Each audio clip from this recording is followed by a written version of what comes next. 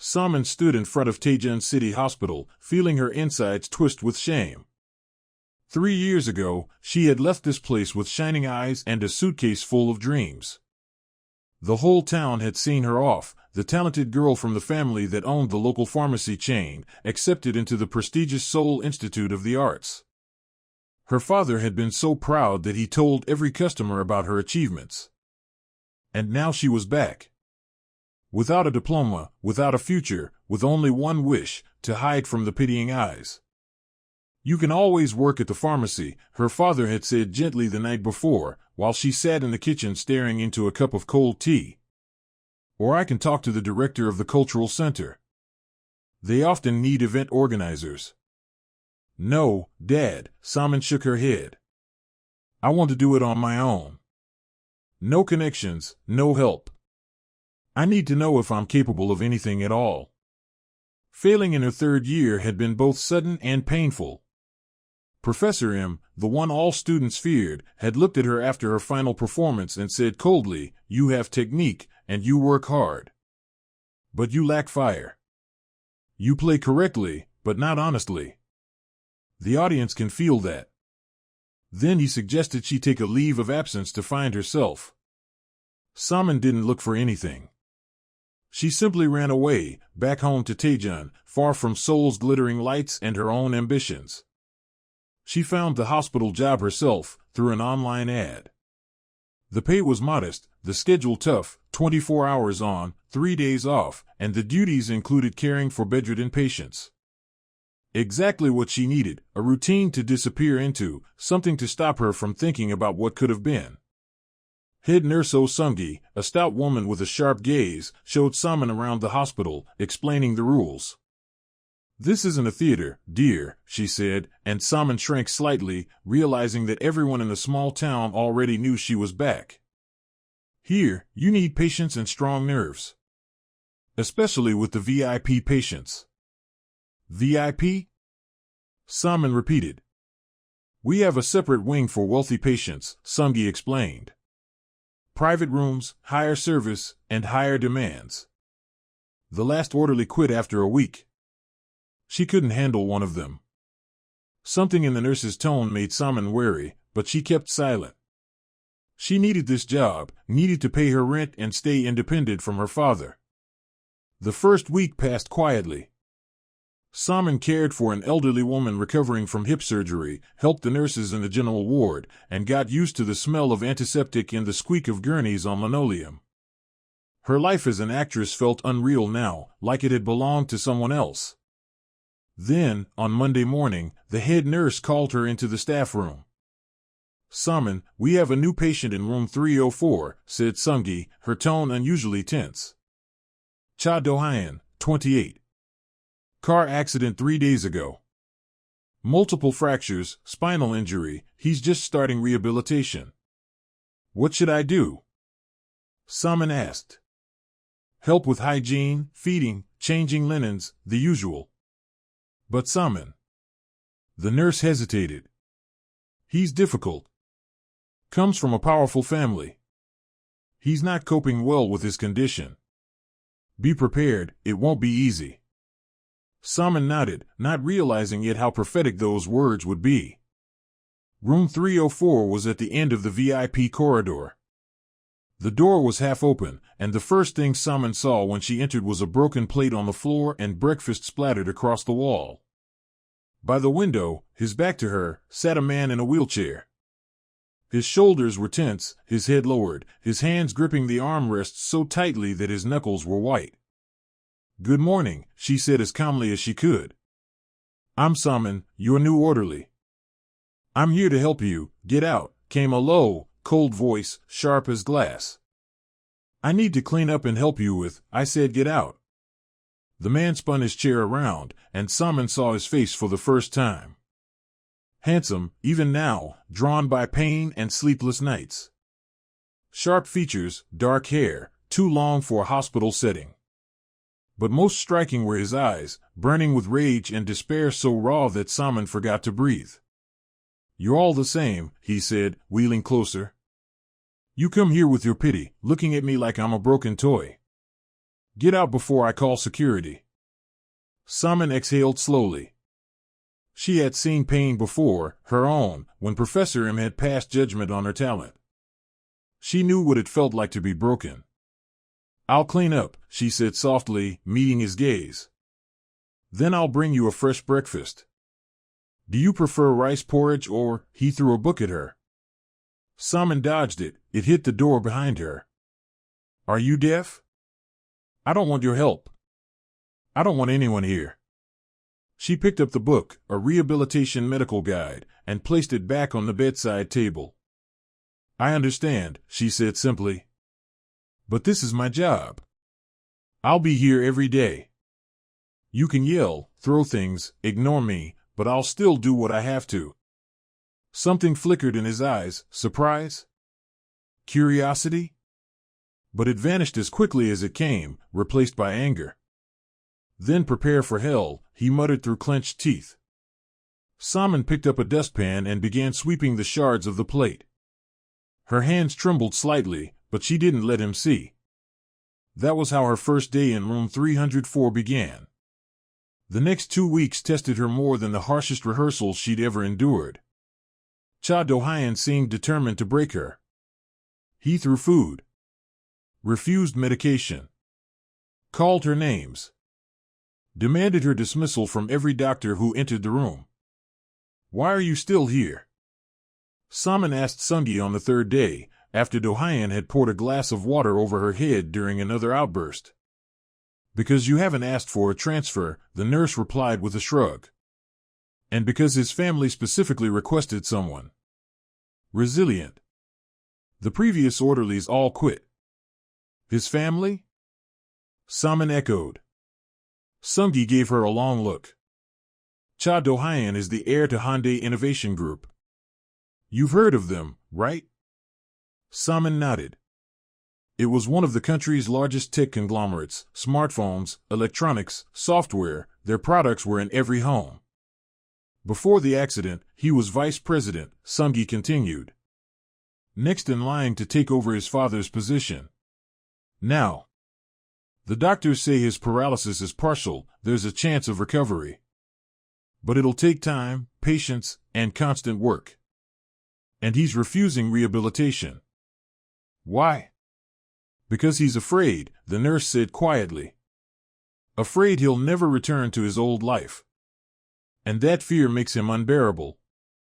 Somin thought about that later, alone in her small rented room. She understood that fear, the fear of failure that paralyzes more deeply than any injury. She had run away from hers, come home, hidden in a job that asked nothing of her. And Do-hyun? He had locked himself inside his fury and despair, pushing away anyone who tried to reach him. The next day, when she entered the room, Do-hyun was by the window again, watching people walk across the parking lot, getting into their cars, living their normal lives. I brought breakfast, Somin said, setting the tray on the table. Not hungry. The doctor says you need more protein, she replied calmly. For muscle recovery. The doctor can go to hell. Somin sighed and sat down on the chair beside him. You know, she began softly, I understand. You understand nothing, he cut her off without turning around. I understand what it's like to fail.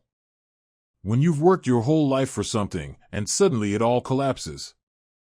When they tell you that you're not good enough. He turned to her, looking suspicious. What are you talking about? I studied at the Seoul Institute of the Arts, Somin said, surprised by her own openness. I wanted to become an actress. 3 years of hard work, endless rehearsals, auditions. And then they told me I didn't have what it takes. That I could leave. And you did? His voice was filled with contempt. You just gave up? Yes, she nodded. I just gave up. Came back home. Took this job to stop thinking about how I'd failed. To stop feeling the pain every single day. Do-hyun stared at her in silence for a long time. So you're a coward too, he finally said. Probably, Somin agreed. But at least I don't throw food at people. For the first time in 2 weeks, his lips twitched, a fleeting, almost invisible smile. But she saw it. "Eat," she said, standing up. "Otherwise, I'll feed you myself like a baby. And trust me, it'll be humiliating for both of us." As she left the room, she heard the faint clatter of dishes behind her. He was eating. A small victory, but a victory nonetheless. A week after that conversation, something changed. Daejeon was still curt and withdrawn, but he'd stopped throwing things. Sometimes, when Somin helped him with leg stretches, he would grit his teeth from the pain but no longer yell at her. "The doctors say your nerves are responding," Somin told him one day as she massaged his calf muscle. "That's a good sign." "A good sign?" He snorted. "I can't feel anything below my knees, but sure, a great sign." "A month ago you couldn't feel anything below your waist," she reminded him. "That's progress. Slow, but real." He fell silent, staring at the ceiling. The room was quiet except for the muffled sounds of the hospital corridor beyond the door.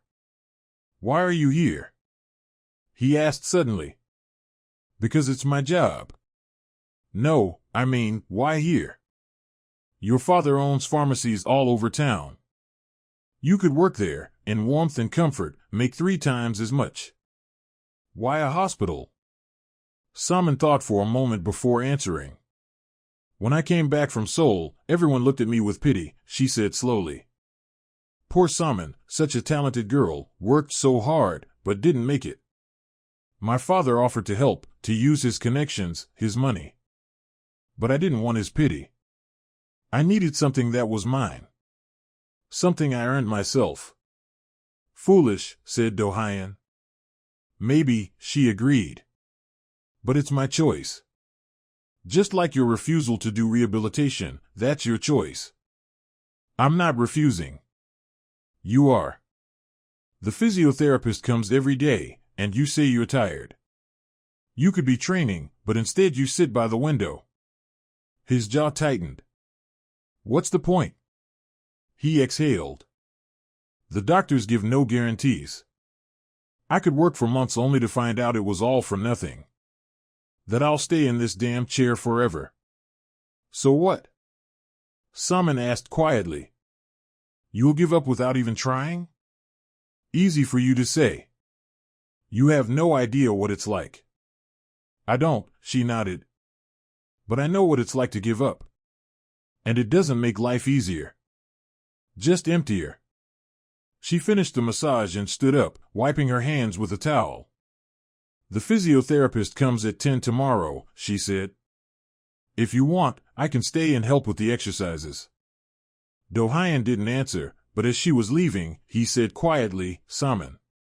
She turned around. "Thank you," he said awkwardly, as if the word itself cost him effort. Something warm stirred in Somin's chest. She nodded and walked out.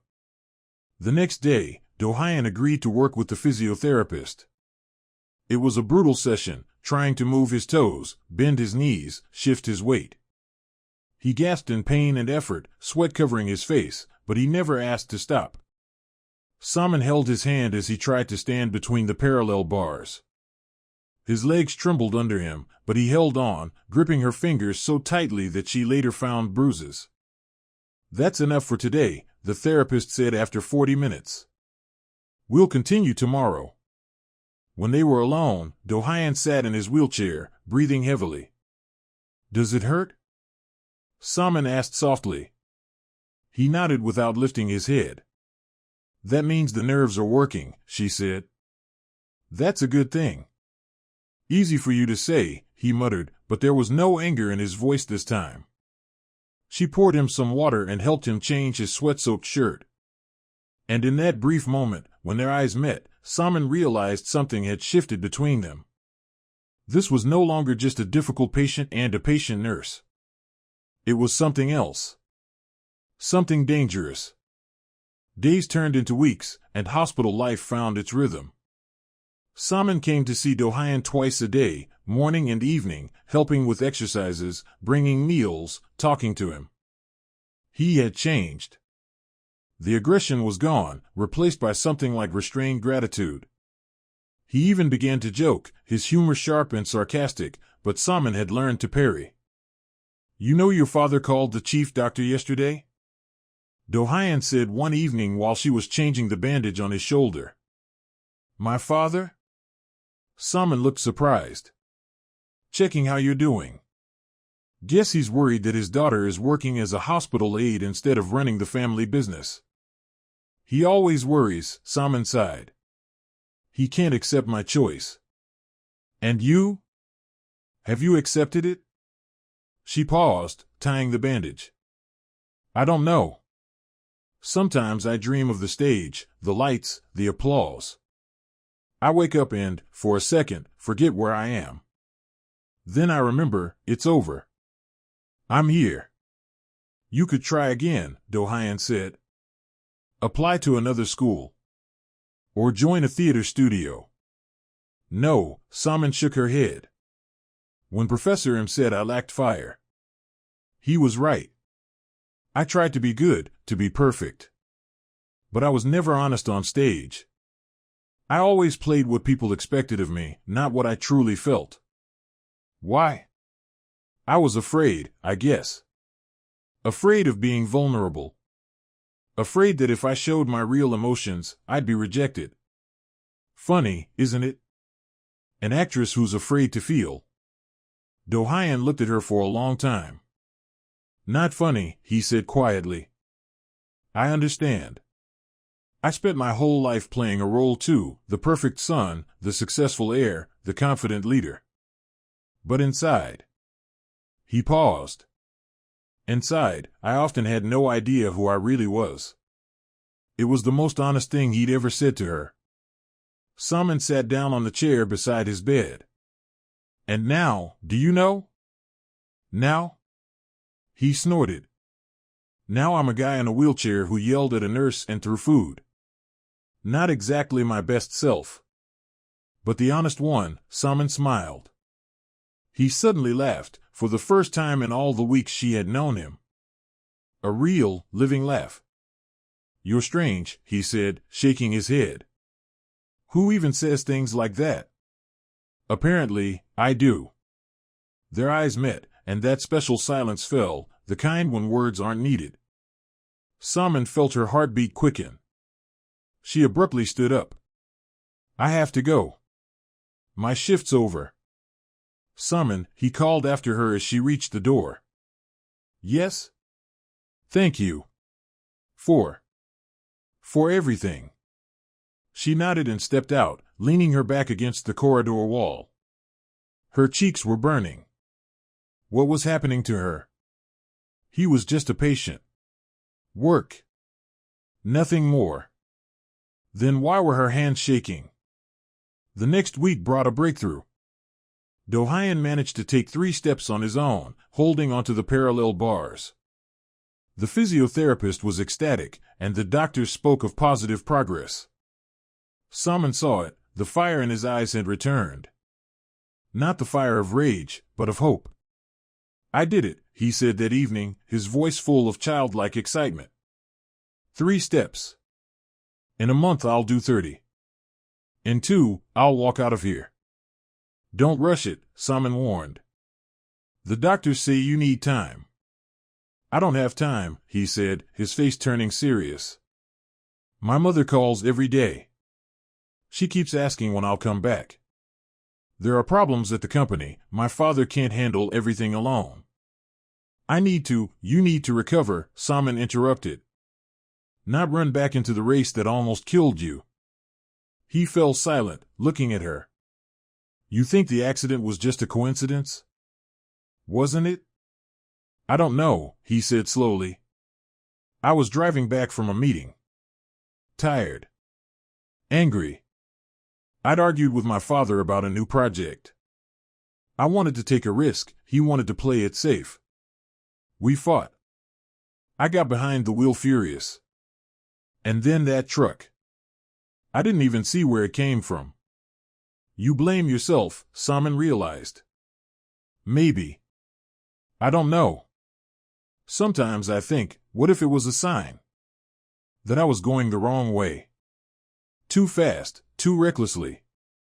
Or maybe it was just an accident, she said softly. And you need to accept it and move forward. He gave her a long look. Are you always this wise? Never, Somin smiled. It's just easier to give advice to others than to follow it yourself. That evening, as she was leaving, he took her hand. Somin, he said quietly. I'm glad you're here. Glad they assigned you to me. I don't know if I could have made it without you.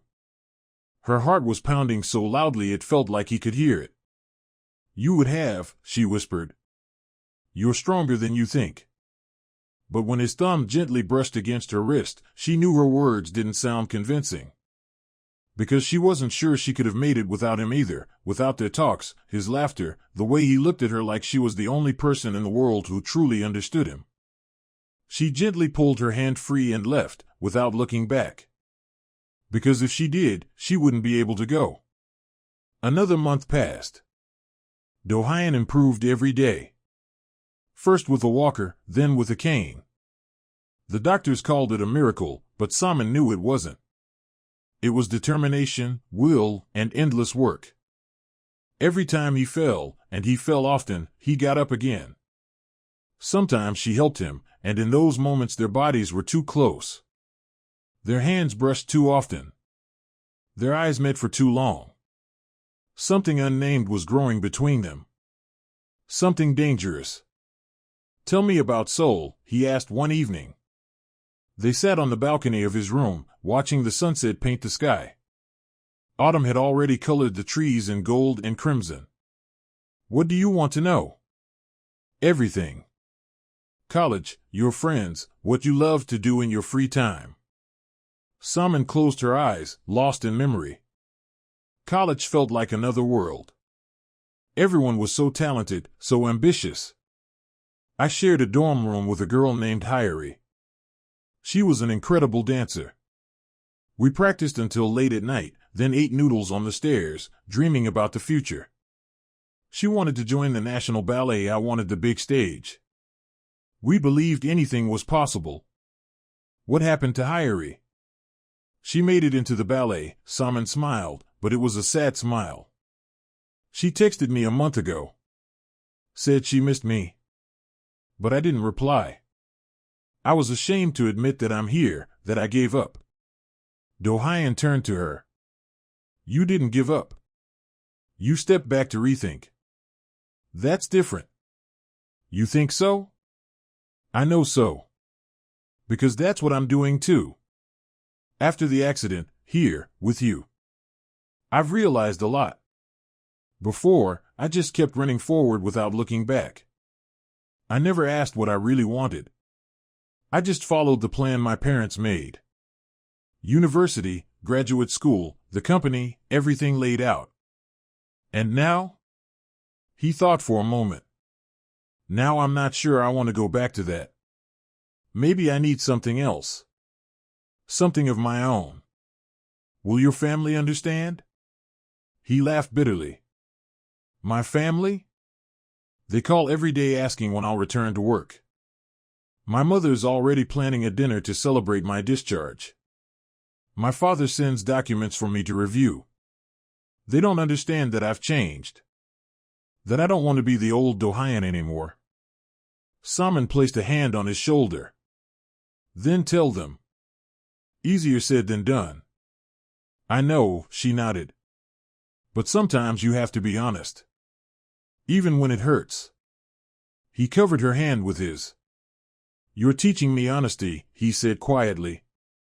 Yet you're the one hiding here, in this hospital, from your own dreams. His words struck right where it hurt most. Somin tried to look away, but he gently took her chin, making her meet his gaze. What do you feel right now? He asked. Right now, as I touch you? Her breath faltered. Daejeon. Be honest, he whispered, leaning closer. Just once. I feel.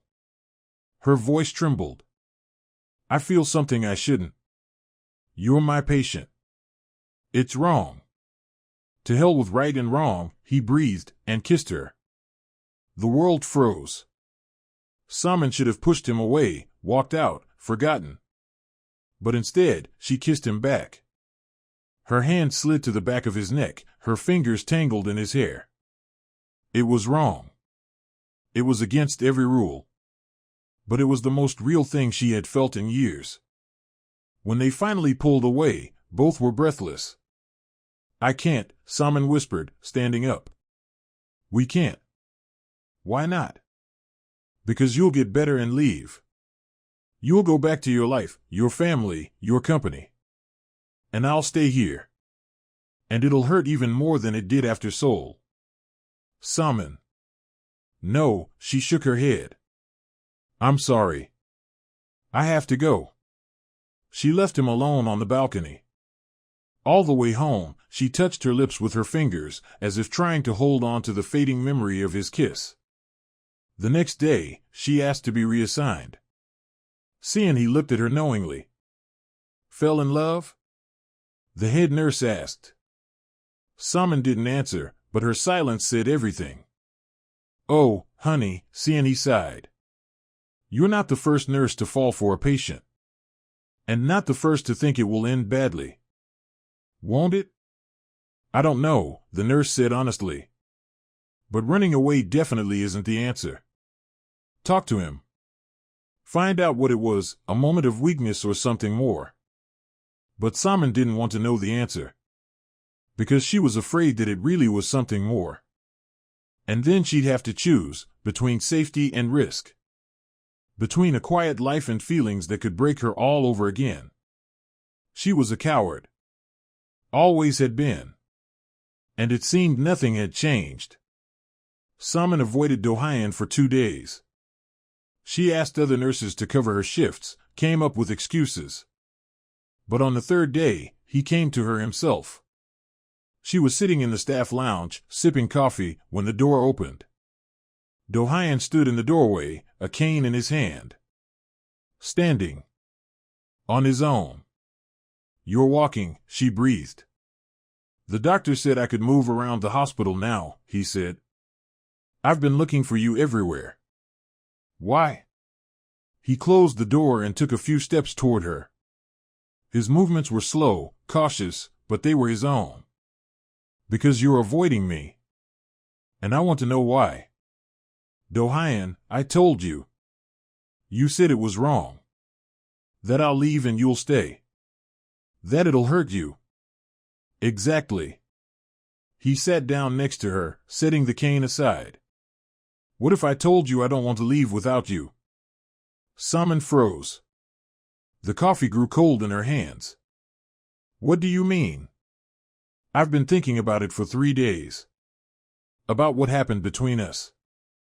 About what I feel. Somin, I'm in love with you. I don't know when it happened. Maybe when you weren't afraid of my anger. Or when you told me about your dreams. Or when you held my hand while I learned to walk again. I don't know. But I know I don't want this to end." Her eyes filled with tears. "You don't understand. We're from different worlds. You're the heir to a corporation. I'm a nurse's aide from a provincial town. Your family will never accept me. I don't care about my family. But I care about you." She burst out.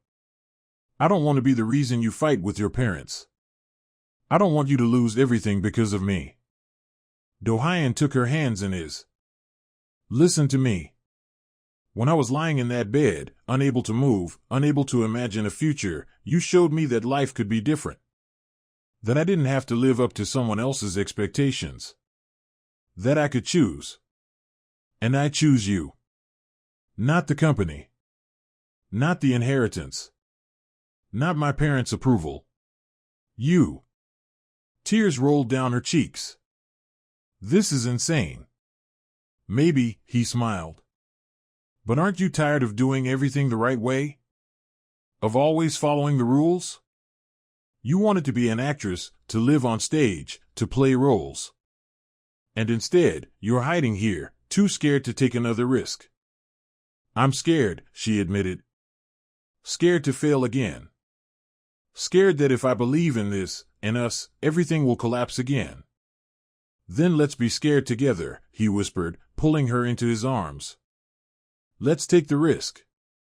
And if it all falls apart, we'll handle it. Like we handled rehab. Like you handled your failure. Like we handled everything else. She sobbed softly and buried her face in his shoulder.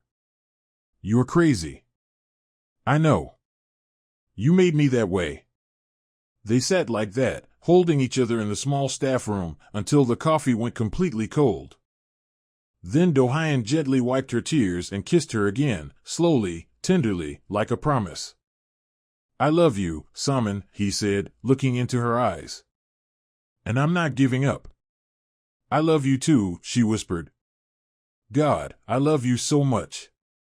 They didn't notice the door open slightly, then close again. Seeing he stepped away from the staff room with a knowing smile. She had seen many stories in this hospital. But this one might end happily. Or tragically. Time would tell. The next 2 weeks were like a dream. Daejeon was recovering fast, almost no longer needing the cane. The doctors scheduled his discharge for the following week. And Somin and Daejeon stole moments together, late evenings on the balcony of his room, short walks through the hospital park, when everyone thought it was part of his therapy. They talked about everything, the future, their dreams, how they'd live together. Daejeon wanted to start his own business, something small and independent from his family's company. Somin thought about applying to university again, not in Seoul this time, but here in Daejeon. It was a fragile dream, built on hope. And it shattered one Monday, when an elegant woman in a tailored suit entered the room. Somin was helping Daejeon with his exercises. The woman stopped in the doorway, her gaze cold and assessing. Daejeon, she said evenly. Who is this girl? Daejeon tensed. Somin stepped back, instinctively sensing danger. Mother, he said. This is Somin. She, the nurse's aide, his mother finished for him. I know. The chief physician informed me. Mrs. Cha entered the room and closed the door behind her. She was beautiful, with that polished, frosty beauty that comes from money and power. Every movement, every gesture, was calculated. Leave us, she said to Somin. Mom, we weren't finished, I said. Leave us, she repeated, her voice steel hard. Somin looked at Daejeon. He nodded. She stepped out, but stayed just outside the door. The voices carried into the hallway. What are you doing, Daejeon? His mother demanded. The chill in her tone was now tinged with anger. What do you mean? Don't play dumb. The doctors say you spend all your time with this girl. Walking with her, sitting on the balcony till late. Have you forgotten who you are? I remember perfectly. I'm the man who almost died. And she helped me live again. She was doing her job. Mrs. Cha snapped. Don't confuse professional care with emotions. I'm not confused. I love her. A heavy silence hung in the air. Somin leaned against the wall, her legs trembling beneath her. You don't know what you're saying, his mother finally said in a quieter tone. You've been through trauma. You're vulnerable. It's called Stockholm Syndrome, when a patient becomes attached to their caretaker. It's not a syndrome, Mom. It's love. Love? Her voice dripped with disdain. You've known her for 3 months. She's a simple nurse, the daughter of a pharmacy owner. What could you possibly have in common?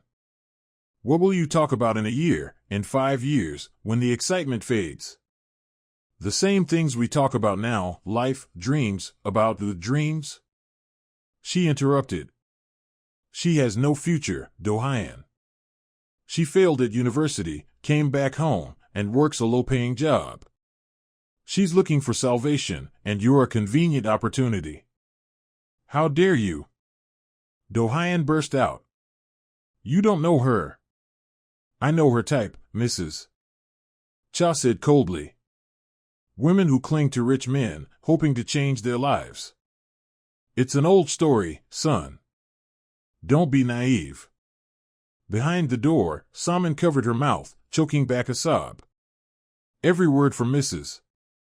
Cha hit its mark, striking her deepest insecurities. What if she was right?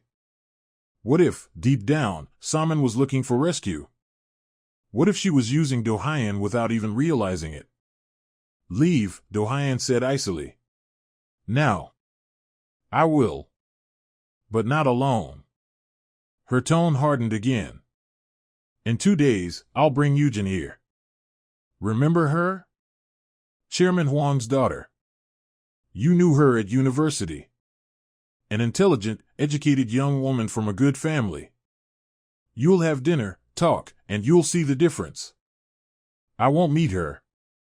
You will, his mother replied firmly. Because if you don't, I'll have that nurse removed from your care. And I'll transfer you to a private clinic in Seoul. You'll never see her again. You can't. I can. I'm your mother and your guardian until you're officially discharged. I have every right. Somin didn't stay to hear more. She walked quietly down the corridor, her face wet with tears. That evening, Daejeon found her in the hospital park. She was sitting on a bench, hugging her knees. You heard, he said. It wasn't a question. She nodded. Somin, don't believe a word she said. She's wrong. What if she's right? Somin whispered. What if I am using you, without meaning to? You're not using me. How do you know? She turned to him, her eyes full of fear. How do you know this is real? We're in an artificial situation, a hospital, rehabilitation. I took care of you when you were vulnerable. Maybe your mother's right, and this is just attachment. Daejeon sat beside her and cupped her face in his hands. Listen to me. I know what I feel. For the first time in my life, I'm certain. I love you. Not because you took care of me. Not because I was lonely or weak. But because you see me, the real me. Not the air, not the name, not the money. Me. But your family. I'll meet Yujin, he said. Once. To calm her down. But it won't change anything. I'll choose you. I'll always choose you. Somin wanted to believe him, with all her heart. But the fear his mother had planted took root deep inside. The dinner with Yujin took place on Wednesday. Mrs. Cha arranged it at the hospital restaurant, inviting Daejeon and his guest.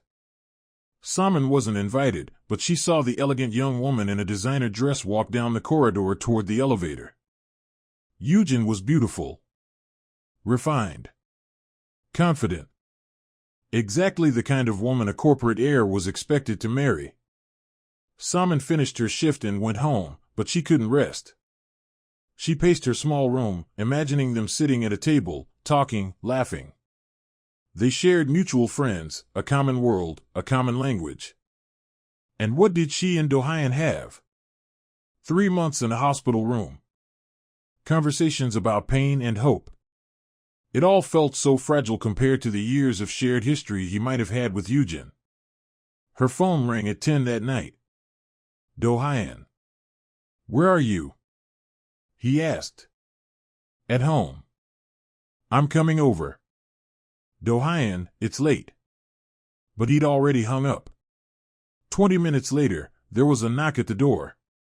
When Somin opened it, she saw him, disheveled, agitated, but determined. What happened? She asked. He stepped inside, closed the door, and pressed her against the wall, kissing her, hungrily, desperately. 3 hours, he breathed when they finally pulled apart. 3 damn hours I sat with Yujin. She's smart, educated, polite. We talked about business, art, travel. And you know what I felt? Somin shook her head, speechless. Nothing. Absolutely nothing. She's perfect, and I was bored out of my mind. All I could think about was you. The way you laugh, the way you wrinkle your nose when you disagree with me. The way your hands tremble when I touch you. Daejeon. I love you, he said firmly. And tomorrow, I'm telling my mother that I won't see Eugen again. That I'm choosing you. And if she can't accept it, I'll walk away from the family. Somin felt something break inside her, not from joy, but from fear. No, she whispered. What? You can't walk away from your family because of me. They're your parents, your legacy. I can't be the cause of that kind of break. It's my choice. It's the wrong choice. She burst out. Daejeon, listen to yourself. You're talking about giving up everything for a woman you've known for 3 months. That's madness. It's love. It's passion, infatuation, gratitude, but not love. Real love doesn't demand sacrifices like that. He stepped back, hurt flashing in his eyes. You don't believe in us. I'm scared, Somin admitted. I'm scared that a year from now, you'll regret it. That you'll realize your mother was right, that I'm not right for you. And then you'll be alone, without your family, without your inheritance, with a broken heart. And I couldn't live with that. So you're deciding for me? His voice turned bitter. You're deciding what's best for me. I'm trying to protect you. I don't need your protection. He exploded. I need you. Your faith, your support. But you give up the moment things get hard. His words cut deeper than anything else.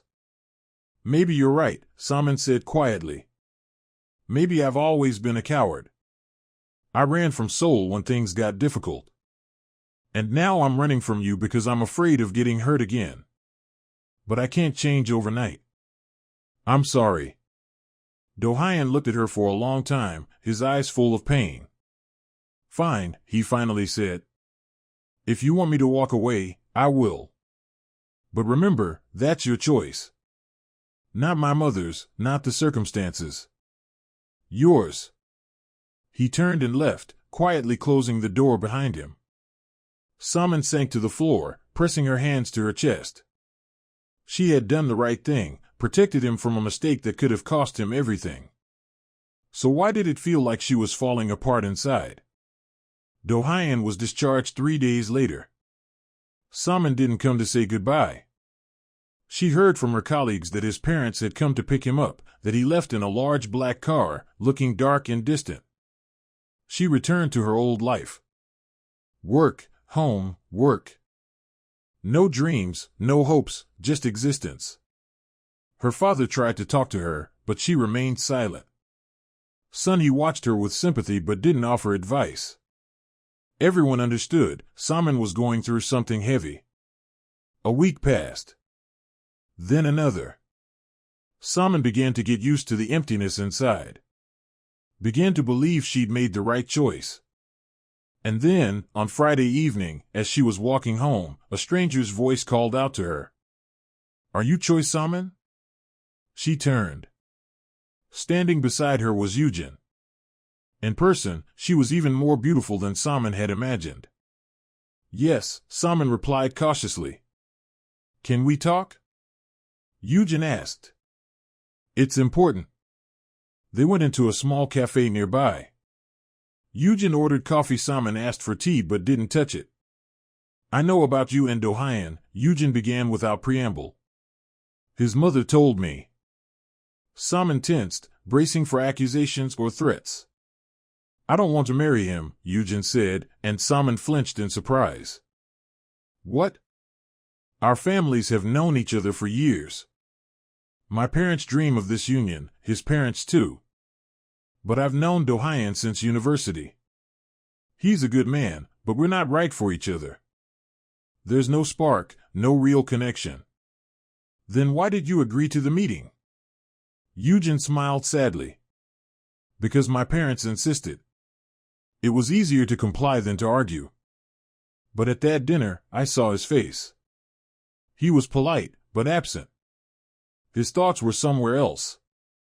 With you, I assume. Somin looked away. It doesn't matter anymore.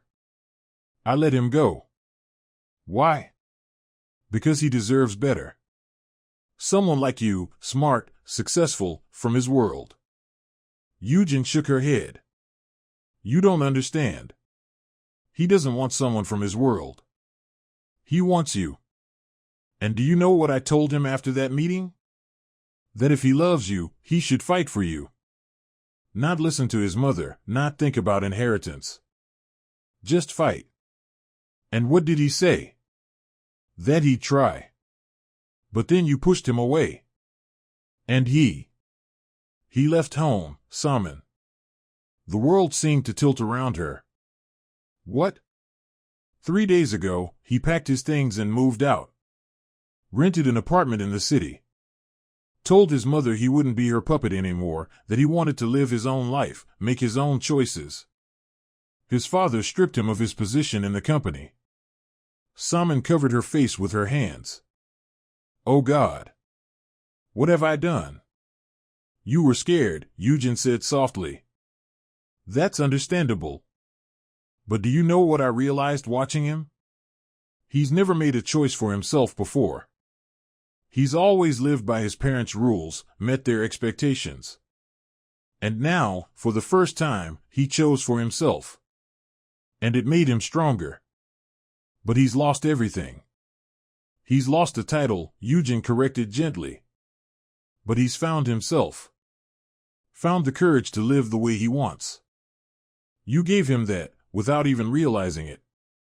Somin lifted her head, tears glistening in her eyes. Where is he now? Yujin wrote an address on a napkin. Go to him. Talk to him. I don't know what will happen between you, but you both deserve a chance to find out. Somin grabbed the napkin and ran out of the cafe. Her hands were trembling as she hailed a taxi. The address was on the outskirts of the city, a modest residential neighborhood. The apartment was on the 4th floor of an old building. Somin climbed the stairs, her heart pounding so loudly it drowned out everything else. She rang the bell. Once. Twice. The door opened, and there he was, Daejeon. Dressed simply in a t-shirt and jeans, hair tousled, a trace of stubble on his face. He looked tired, but when he saw her, his eyes lit up. Somin, he breathed. You left home, she said. Because of me. Even though I begged you not to. I didn't leave because of you, he said. I left for me. Because I realized I'd been living someone else's life all along. You showed me I could choose. So I did. But your family, your job. I'll find another job. Actually, I already have. Manager at a small IT company. The salary's laughable compared to what I had, but it's mine. I earned it through an interview, not through my last name. Somin took a step toward him. I was wrong. I was scared and pushed you away. Just like I ran from university when I failed. I always run when I'm afraid. Then don't run now, he said softly. Stay. Let's try, together. What if it doesn't work? What if your mother was right, and we're too different? Then at least we'll have tried. Honestly, without fear. Isn't that what you taught me in the hospital? To be honest, to take risks? Tears streamed down her cheeks again, but this time, they were different. Not from pain, but from relief. I love you, she whispered. So much it scares me. I love you too, he said, pulling her close. And I'm scared too. But let's be scared together. He kissed her, and in that kiss was everything, forgiveness, promise, hope. When they pulled apart, both were smiling through their tears. Do you want to come in? He asked. Fair warning, it's modest. Most of the furniture's second-hand. Show me, she said with a smile. The apartment was small, 2 rooms and a tiny kitchen, but it felt warm and alive. Daejeon showed her around with the pride of a child showing off his first creation. This is where I'll work, he said, pointing to a desk with a laptop. And this? This could be your corner. If you want. If you agree to move in with me. Somin froze. Are you serious? Completely. I know it's fast. But I don't want to waste time. I want to wake up and see you next to me. I want to make you breakfast, even if it's just eggs and toast. I want to build a life with you. A real one. Ours. Somin wrapped her arms around him, pressing her face against his chest. Yes, she whispered. Yes, I'll move in with you. They stood there, holding each other in the middle of the modest apartment, and for the first time in a long time, both of them finally felt at home. A year passed, a year full of challenges, discoveries, and small victories. 2 weeks after that night, Somin moved in with Daejeon. The first months were difficult. They had to learn how to live together, to adjust, to share space and responsibilities. Daejeon learned to cook more than 5 dishes. Somin stopped leaving wet towels on the bed. Working at the IT company turned out to be a revelation for Daejeon. He was no longer a boss, but part of a team. He had to prove his worth every day, work hard, listen to others. At first, it was humiliating. He, a former vice president of a corporation, now reported to a 25-year-old department head. But little by little, he began to enjoy it, being valued for his results, not for his last name. Somin kept working at the hospital for the first 6 months. But one evening, as they sat on their tiny balcony, Daejeon asked, "Do you still think about acting?" She thought for a moment. "Sometimes. But I'm not that girl anymore, the one who dreamed of the big stage. I've changed." "That doesn't mean the dream is dead," he said softly. "Maybe it's just evolved." Those words stayed with her. The following week, she found out about an evening acting program at a local university, designed for adults who wanted to study acting without leaving their jobs. "Try it," Daejeon encouraged her. "What do you have to lose?" The audition was in September. Somin chose a monologue from a play about a woman who lost everything and started over. She performed honestly, without embellishment, pouring her pain, fear, and hope into every word.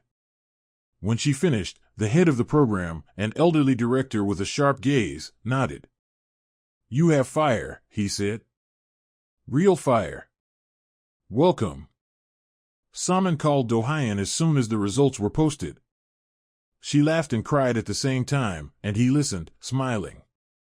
"I'm proud of you," he said. "You didn't give up." "I learned from the best," she replied. Relations with Daejeon's family remained tense. His mother didn't call. His father sent a single message: "If you change your mind, the door is open." But Daejeon didn't change his mind. In November, something unexpected happened. Somin's father invited them to dinner. For a long time, he said nothing. Then he finally spoke. "I was wrong. I thought you ran away from your dream. But you were just finding your own path." Somin took his hand. "Thank you, Dad." "This young man," he nodded at Daejeon. "He treats you well?" "Better than anyone," she smiled. "Then I'm glad." It was a small step, but it meant everything. In December, Daejeon got promoted to team leader. The salary was still nothing compared to what he once earned, but he was happy. "You know what's strange?" he said one night as they lay in bed. "I used to think money and status were everything. But it turns out the most important thing is waking up happy. Going to work because you want to, not because you have to." "I understand," Somin nodded. "For the first time in years, I feel alive again. My rehearsals give me what I've been missing, the chance to be myself. Not perfect, not proper. Just me." They were silent for a while, listening to the sounds of the city outside. "I want you to be my wife," Daejeon said suddenly. Somin propped herself up on one elbow, staring at him in the dark. "What?" "Marry me." Not now, not tomorrow. When you're ready. But I want you to know, you're my family. My home. Everything I need. Tears welled up again, but she smiled. Yes, she whispered. Someday. When we're both ready. Yes. He kissed her, slow and tender, and in that kiss was a promise of the future. That spring, another important event happened. Somin applied to the university, to the Department of Theater Arts, part-time program. It was her third attempt, and her hands trembled with fear. Daejeon went with her to the entrance exams. He waited in the hallway, holding her hand before she entered the classroom. You've got this, he told her. You've been through worse. This is just an exam. Just an exam, she repeated like a mantra. The results came out in June. Somin passed, with high scores. They celebrated at the small cafe on the corner of their street, the same one where Daejeon had first taken her after leaving the hospital a year ago. They ordered simple food, cheap wine, but felt like they were on top of the world. To new beginnings, Daejeon said, raising his glass. To not giving up, Somin added. They clinked glasses. And that simple gesture was their whole journey, pain, fear, doubt, but also love, hope, and faith in each other. As they walked home through the evening streets, hand in hand, Daejeon suddenly stopped. What is it? Asked Somin. He pulled a small box from his pocket. Simple, unadorned. I know we said someday, he began. But I don't want to wait. You passed your exams, you got into university, you're living your dream. And I want to be with you through every step of it. As your husband. He knelt down right there on the sidewalk. Passers-by stopped, smiling. Choi Somin, will you marry me? She looked at him, this man who had gone through the fire of rehabilitation with her, through loss, fear, and doubt. The man who taught her not to run from risk. Who loved her not for the perfect version she pretended to be, but for who she truly was. Yes, she said through tears, smiling. 1,000 times yes. He slipped a simple silver ring onto her finger, no diamonds, no luxury, but it meant more than any treasure. People around them clapped. Someone whistled. Daejeon stood up and kissed her, and the whole world disappeared, leaving only the two of them. The wedding took place 2 months later. Small, in that same corner cafe. 20 guests, friends, colleagues, Somin's father, a few relatives. Sonny brought flowers. Even Eugen sent a congratulatory card. Daejeon's parents didn't come. But the day before the wedding, a package arrived. Inside was a letter from his father. Son, I don't understand your choices. But I see that you're happy. Maybe that's what matters most. Accept my congratulations. When you're ready, call me. We'll talk. It wasn't forgiveness, nor full acceptance. But it was a step, small, yet meaningful. That evening, Daejeon showed the letter to Somin. Do you think they'll ever accept me? She asked quietly. I don't know, he answered honestly. But it doesn't matter anymore. We have each other. And that's enough. On the morning of the wedding, as Somin was getting ready, her father came into the room. He looked at her for a long moment, his eyes glistening. You look happy, he said. Truly happy. For the first time in years. I am happy, Dad. Then there's nothing more I could ever want for you. The ceremony was simple and warm. They wrote their own vows. Daejeon promised to support her dreams, to believe in her when she couldn't believe in herself. Somin promised to stand by him through any trial, to love him for who he was, not for who he might have been. When they kissed as husband and wife, the cafe erupted in applause. It wasn't a lavish magazine wedding, it was theirs. Honest, real, and full of love. That evening, after the guests had gone, they sat together in that same cafe where everything had begun a year ago. Remember, Somin said, when we first met, you wanted to jump out the window. Don't remind me, Daejeon grimaced. Not exactly my finest moment. But I'm glad you didn't. I'm glad I stopped you. You didn't just stop me, he said quietly, taking her hand. You saved me. You showed me that life can be different. That it's okay to choose, to take risks, to be happy on your own terms. We saved each other, she corrected him. You taught me not to be afraid. Not to run away. To fight for what matters. They sat there, holding hands, looking into a future they were now building together. A month later, Somin started her university studies. Balancing classes and work wasn't easy, but she managed. Daejeon supported her, just as he'd promised. He cooked dinner when she stayed late at rehearsals, helped her memorize lines, came to every performance, and always clapped the loudest. Half a year later, something unexpected happened. Daejeon's father called. Can we meet? He asked. There's something I need to say. They met in a quiet restaurant downtown. His father looked older than Daejeon remembered, more gray, deeper lines on his face. I was wrong, he began without preamble. I tried to force my life onto you. Thought I knew what was best.